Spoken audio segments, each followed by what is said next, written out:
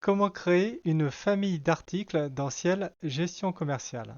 Donc, tout simplement, nous allons aller dans Liste, qui est ici, et nous allons aller dans Famille d'articles.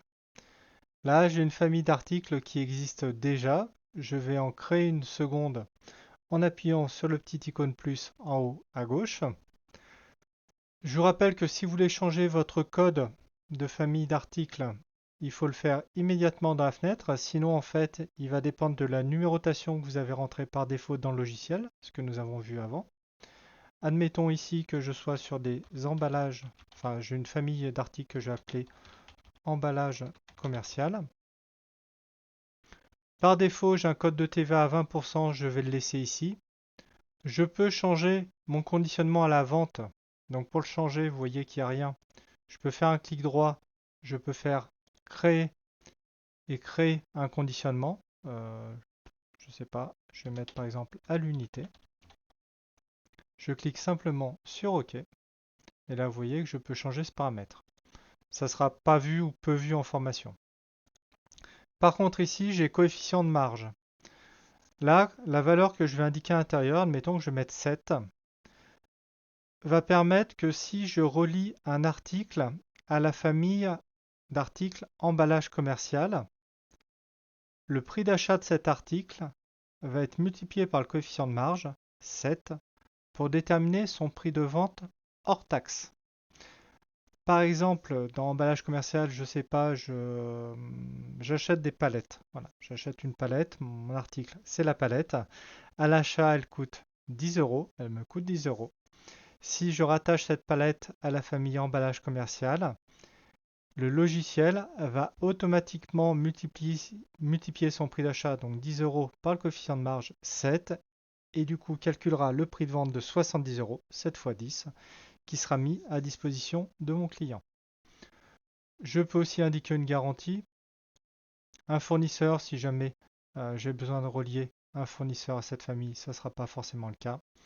Dans la comptabilité, on ne touchera à rien. Dans les tarifs, là vous voyez que je peux avoir un coefficient par rapport au prix d'achat, mais plus habituellement, on verra le pourcentage de remise par rapport au prix de vente. Quand je clique ici et que je fais ajouter, je vais par exemple dire que pour 100 articles de la famille emballage commercial, je veux que mes clients qui sont en tarif 1 bénéficient d'une remise de 5%. Donc je vais rentrer 5. Là, vous voyez que 5 correspond à un pourcentage de remise sur le prix de vente.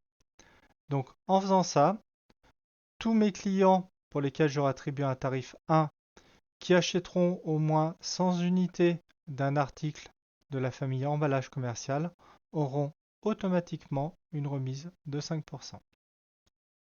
Les stocks, par défaut, la gestion des stocks est complétée. Une fois que ça c'est fait, on ne fait pas ce que je viens de faire. Une fois que ça c'est fait, on revient sur cette fenêtre-là. On va lui dire que c'est OK. Et là, il a généré la famille emballage commercial. Si je souhaite modifier ma famille, je clique sur le petit bouton, la supprimer, la corbeille.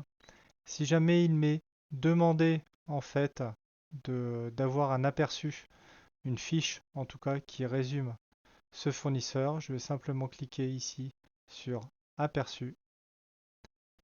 Cela va générer en fait, alors je vais essayer de vous le raccourcir, un PDF qui reprend l'ensemble des informations que j'ai pu rentrer, d'accord, son coefficient, sa TVA. Vous avez en haut à gauche un bouton imprimer tout qui vous permet d'en faire les impressions ou un export en PDF qui va vous permettre en fait de sauvegarder ce document sur votre ordinateur. Une fois que ça c'est fait, hop, je referme. Si jamais en fait j'ai créé cette famille mais que avant j'avais déjà créé des articles et que je les ai reliés les uns aux autres, si j'ai fait une modification dans cette famille, admettons par rapport au coefficient de marge, une fois que j'ai sauvegardé, je peux mettre à jour directement mes articles et le prix de mes articles pour que le recalcul se fasse. Merci d'avoir suivi cette vidéo. N'hésitez pas à vous abonner ou à laisser un commentaire et je vous dis à bientôt pour un nouveau tuto.